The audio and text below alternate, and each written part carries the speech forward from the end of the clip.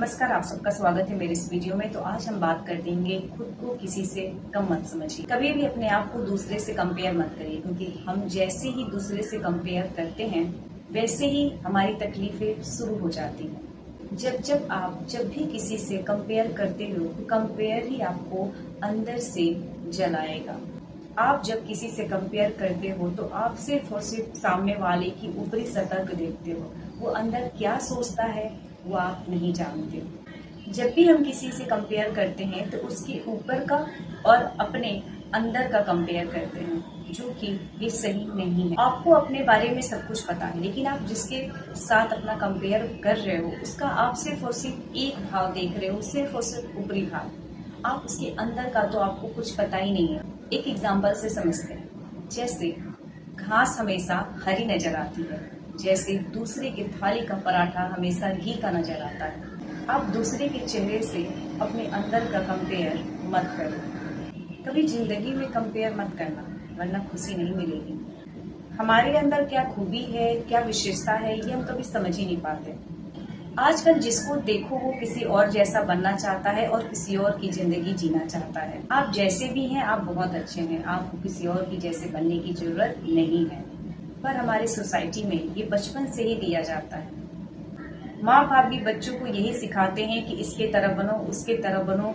ये संस्कार हमें बचपन से ही मिलते आते हैं कि इससे कुछ सीख लो, उससे कुछ सीख लो। हम सीखना तो अच्छी बात है, पर उसके जैसा बनना अपने आप का अपमान है। आपको किसी के जैसा बनने की जरूरत नहीं है। आप जैसे भी हो आप सर्वश्रेष्ठ हो। आपको कुछ बनना है तो अपना बेस्ट बनो। हर इंसान अलग है, हर इंसान यूनिक है, हर इंसान दुनिया में अलग है, खास है। हम सबको लगता है कि वो सुखी है, हम सबको लगता है कि ये सुखी है, लेकिन वास्तविकता तो ये है कि आप जैसे भी हो आप बहुत अच्छे हो, और जिस हाल में भी हो आप बहुत अच्छे हो। आपको अपनी खूबी को निखारना है और बेस्ट वर्जन बनकर दिखाना है। क्या आपको भी लगता है कि ईश्वर ने हमको कम दिया है और दूसरों को हमसे अधिक दिया है? तो चलिए एक कहानी के माध्यम से हम समझते हैं कि कौन किससे ज्यादा है और कौन किसके पास ज्यादा नहीं है, किसके पास कम है। एक समय की बात है, एक पेड़ पे कौवा बैठकर रो रहा था और उसी पेड़ के नीचे एक साधु साधना कर रहे थे। कौवा जब रो रहा था तो उसके आंसू साधु के ऊपर गिर गए। साधु का जो साधना था वो टूट गया और वो कौवे से पूछे, क्यों रो रहे हो भाई? कौवे ने संत से कहा, मैं बहुत दुखी हूँ महात्मा। संत ने पूछे, क्यों?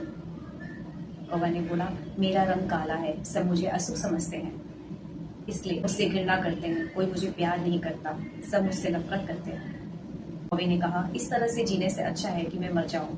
संत को कौवे के ऊपर दया आ गई। संत ने कौवे से कहा, अच्छा ठीक है, तुम क्या चाहते हो मुझे वो बताओ और मैं अपने मंत्र की शक्ति से वो इच्छा पूर्ति कर दूंगा। कौवा ने संत से कहा, अगर ऐसा हो सकता है तो कृपया आप मुझे हंस बना दीजिए। तो साधु ने कहा, ठीक है, तो जाके सबसे पहले तुम हंस से पूछो कि क्या वो खुश है, क्या वो सुखी है।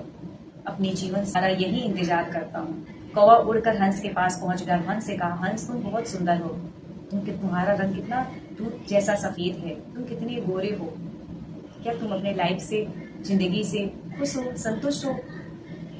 हंस ने कहा, ये भी कोई जिंदगी है, ये भी कोई जीना है, सफेद भी कोई रंग होता है। मैं अपने रंग से बहुत दुखी हूँ, मैं अपने जीवन से बहुत दुखी हूँ। मैं तो तोता से जैसा बनना चाहता हूँ, तोता जिसके पास सिर्फ और सिर्फ बहुत सारे कलर हैं, वैसी जिंदगी में जीना चाहता हूँ। कौवा उड़कर तोता के पास पहुंचा। तोता से बोला, तोता तोता तुम अपनी जिंदगी में तो बहुत खुश हो, क्योंकि तुम्हें बहुत सारे कलर मिले हैं, तुम्हें बहुत सारा रंगों से भरा हुआ गया है।